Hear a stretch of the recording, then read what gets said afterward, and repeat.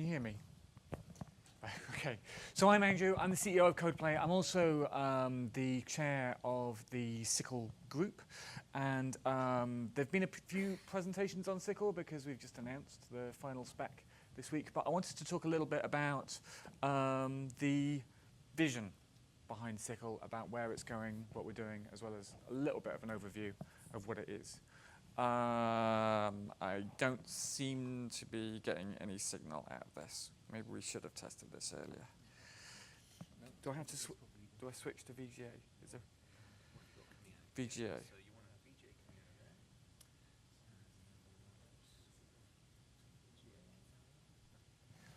Yay! Great. So, Khronos, as you know, is the group that standardized OpenCL.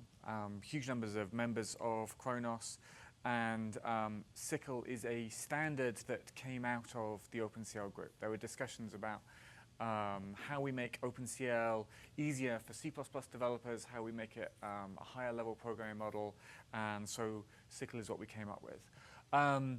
So this is one of the things that has been fed back a lot. We've had discussions about parallelizing compilers and all sorts of things, and one of our customers once started presentations that say this compiler is not MagJack, and SYCL is not MagJack. It's not going to completely transform existing C++ code into parallel code. It's a real engineered product. It's an open standard. It's a component. It's something that fits one specified C++ language and outputs OpenCL code underneath. So it's an engineered thing. So when you look at it, some people say, well, what is it if it's just C++? There's still a lot there. It's just, it's all very strictly specified. So what is SYCL for? So one of the things about C++ is modern C++ lets us separate the what from the how. It allows us to separate what it is you want to do from how it gets done. And my background is as a video game developer, and video game developers use this quite a lot. They use quite a lot of techniques to be able to separate the game development coders who are writing in C++ at a slightly higher level, and then there's a kind of low-level library that actually outputs the code that goes underneath. There's no compiler transformations or anything. It's just using C++. So what we want to be able to do with modern C++ is separate what the user wants to do, whether it's science or computer vision or artificial intelligence. These seem to be the common things in OpenCL, and enable the how to be run fast on an OpenCL device. But the range of OpenCL devices is quite large, and maybe things have to change a little bit for different OpenCL devices. So you can run the same code everywhere. People keep saying OpenCL is not performance portable. Actually, a lot of software developers say it's good enough. But we are able to say to developers, you can write this, and then you can adapt it to run on different systems in the most efficient way. So modern C++ actually supports and encourages this separation. But it's kind of a conceptual thing. We now need to make it work. So what we want to achieve is we want to enable a C++ ecosystem for OpenCL. So we want people to create C+ template libraries that do all of those interesting things, but do it in an efficient way on OpenCL. We want all the tools. We want the compilers, the debuggers, the IDEs, the optimizers. We want training, example programs. So we had a bit of a tutorial yesterday. But we want more of this stuff so that people can really get into accelerating their software easily with OpenCL and SYCL. And what we also want is long-term support for current and future OpenCL features, because we want to say to C++ developers, you have access to all of it. We're not going to cut you down. So everything that OpenCL does, you're going to have access to that from C++. So I ripped a little comic off XKCD, which seemed very relevant. There are already C++ standards. So we've just had a talk from Multicoreware about C++ AMP. C++ AMP exists. It's something from Microsoft. Why are we defining something new? There are the parallel STL that's coming into C++ 17. There are all these things. So why are we coming up with something completely new? And the answer really is that we're not coming up with something completely new. There are actually very established ways to map C++ to parallel processors. So when you look at SYCL, it looks remarkably similar to things like C++ AMP or threaded building blocks or anything else. That's not an accident. Just C++ kind of has certain ways of doing things. And so we're not asking you to completely change anything at all. We're just dealing with the specifics of how C++ maps to OpenCL. And we don't want to add anything more than we need to in order to enable that to work. So what we want to enable in OpenCL is we want to enable all of the OpenCL features in C++ with SYCL. So that's images, workgroups, barriers, constant global, local, private memory. All of the different ways that you can share memory. We want to give you access to that within SYCL. We even expose all of the complications to do with platforms, contexts, events, and queues, but we try and make it easier so you don't have to do it if you don't need to. And we want to support the full range of OpenCL devices, which is just, it's amazing how many devices support OpenCL, from CPUs to GPUs, even FPGAs, which I think is amazing, but OpenCL is targeting FPGAs and it's being very successful. We also want to make it easy to write high-performance OpenCL code in C++.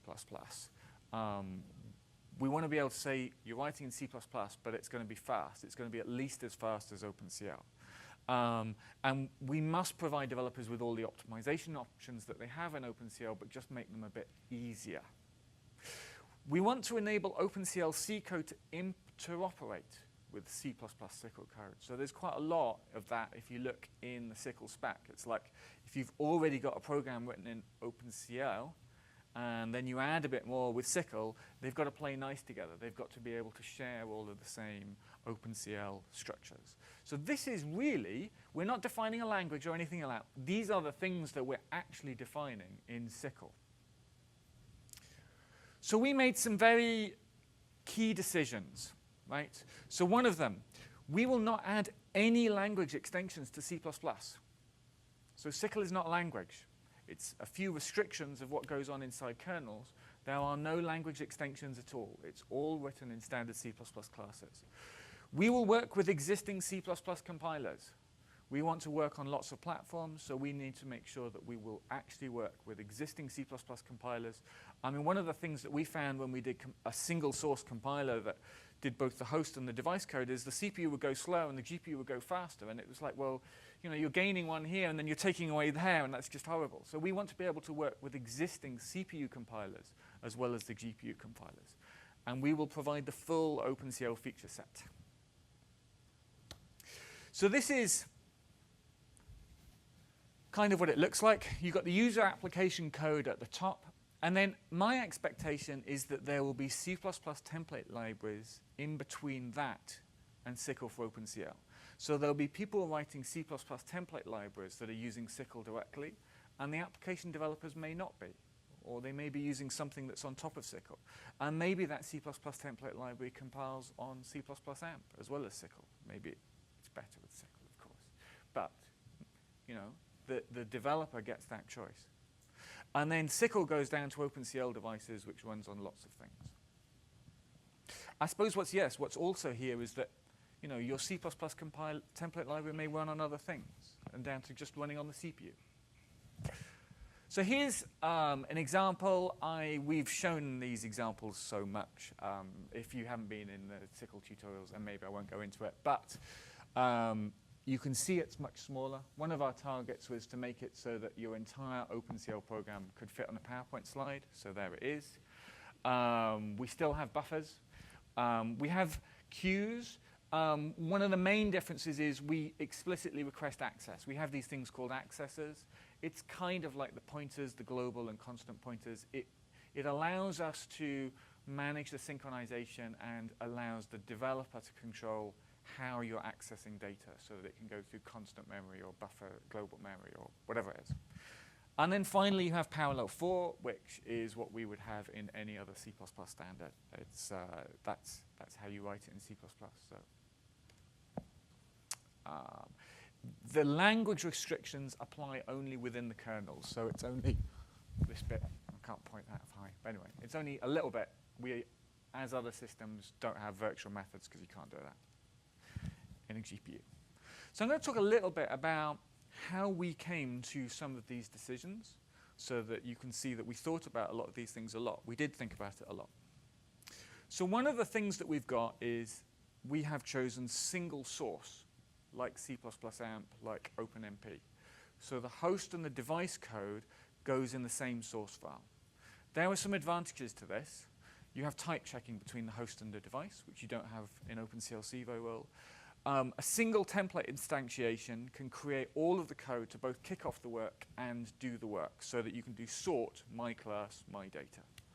And this is the approach taken in the C++ 17 parallel STL, as well as C++ AMP and OpenMP. So we've taken an approach that's pretty well established. But OpenCL doesn't follow that approach. OpenCL has a separate kernel language. And for some people, a separate kernel language is really useful. I mean, one of the key advantages for a separate kernel language is you can generate code on the fly, which you can't do in SYCL. So OpenCL 2.1, which we have proposals for, there's a draft provisional standard, has a C++ kernel language. So one of the things that you may have heard we're thinking about is whether we apply some of the SYCL classes and approaches to the C++ kernel language, as well as to SYCL as a single source. Why name kernels? A few people have brought that up. It is a little bit of an oddity. It's a little bit unusual, but it does allow you to have a separate CPU compiler and a GPU compiler. So it allows your CPU code to run fast. It allows you to integrate into existing systems.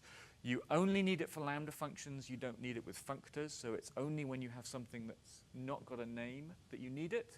And implementers don't have to do it. So you could find some other ways of implementing it, but we wanted it there so that it would work on the absolute maximum possible number of platforms and the maximum possible options for implementing it. You'll notice in SYCL we never talk about how we implement it. That's not in the spec. That's not what we do in Kronos. We don't tell you how to implement it. So it's an option. Why do we have buffers, images, and accessors versus shared pointers? It makes it harder to define the standard with buffers and images and accessors, but we are targeting OpenCL 1.2, and that's the way OpenCL 1.2 works. And so we target the way that OpenCL 1.2 works.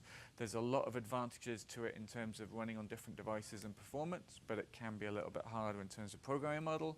So as we look towards SYCL 2.0 or probably 2.1, then we may well have a pointer-based system as well, and you might not need to use the buffers, images, and accessors. Hierarchical parallelism is a whole new thing that we came up with. It's been quite a lot of work to implement, but it does enable you to write very high performance and portable C++ templates and templated algorithms to work across lots of things. So hierarchical parallelism is when you've got the loop inside another loop. I think I've got a slide coming up about it. But what it means is your code behaves in a way that's efficient on CPU as well as a way that's efficient on GPU. And it also makes it a lot easier for you to write kind of a templated parallel sort and then customize it and handle the weirdnesses to do with local work groups and, in the future, subgroups and things like that. So the parallelism is it is kind of at a task level. It's not actually that ordered. One of the advantages of having buffers and accessors is we can produce a task graph from your code and then actually work out an efficient execution of it. So this here is showing how the task graph that's produced from the code on the right, we can actually work out that the green kernel can be run at the same time as the red and the blue kernels, but the blue one has to be finished, has to start after the red one's finished. So we can actually work out how to schedule your kernels. And the hierarchical data parallelism is where we have this inner loop, inside and outer loop. It's really a kind of compiler switch, but it enables you to write in a way that matches the kind of parallelism that exists in OpenCL, where you've got work items executing in parallel within work groups. We just make it look like a parallel 4 inside another parallel 4. So what can you do with SYCL? And maybe it's a bit of an exaggeration to say anything you can do with C++, but pretty much. But you do get the performance and portability of OpenCL. So there's really quite a lot of flexibility to use the techniques that are normal in C++. So this is where I think we are. This is a work in progress in terms of the SYCL vision, the whole vision. We've got an open royalty-free standard, which means you can freely go away and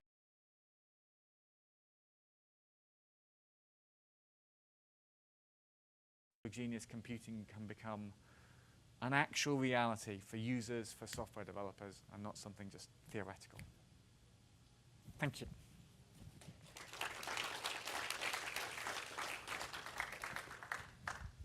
Yeah, if you get this up. So we've got time for a couple of questions while we switch over the speakers. I've got one while people are warming up. So OpenCL itself is growing support for C++ kernel languages. There's a C++ API for the host code. And there's SYCL. Where do you see the different use cases or the overlap? How do you really see those living together in the future? Where's it all going? So the C++ API stuff is very easy to integrate if you're still writing OpenCL C kernels, but you can't quite do the things that you can in terms of the C++ parallel STL. But we've definitely designed SYCL so it would interoperate with those things. But I think if you want to do a kind of a template library that can be customized, the parallel sort, SYCL is the way to go. They should work very well together. The C++ kernel language, I see the kernel language as being especially useful for people who are generating code on the fly, and there's good reasons for doing that. It's also useful for quite low-level developers who really want to be clear about when they're writing code for the device and when they're writing code for the host. I know some developers who really like the kernel language because they can edit the code whilst the system is running. But there are some disadvantages, like it can be harder to do some other parallel work. So I don't think that there is a one-size-fits-all. I don't think SYCL is going to be the answer to everything, but there are clear use cases, particularly for kind of HPC and computer vision, where SYCL is very relevant. I think also talking to people in embedded situations, because SYCL is offline compiled, it's probably going to have more predictable timing. You don't have to ship a compiler with your application. Thank you. Were there any more for Andrew? There's one here. So this might be too long of a question, but do you have you implemented a buffer interface that can take memory from something else, like from some other? So I've some allocation of memory, or I've got another runtime that's managing data motion between different nodes, and now I want to create a SYCL buffer that references that. So one of the slightly more advanced things, which Maria alluded to yesterday, is you can create a buffer from a pointer, or you can create a buffer from a C++ allocator. And if you create it from a C++ allocator, then you can share things, and the ownership is shared. And yeah, it gets quite complicated, so we haven't shown it in the tutorials, but it is in the spec, and that's quite a kind of C++ standard way of doing it. So you should be able to, yeah. If you can't, we want to improve the spec, but I think we've done it the standard C++ way. Great. So Andrew's around. You're often hanging out near the Codeplay booth outside. We have got some demos out there, yes. Come and have a look at the SYCL demo. So let's thank Andrew again. Thank you very much.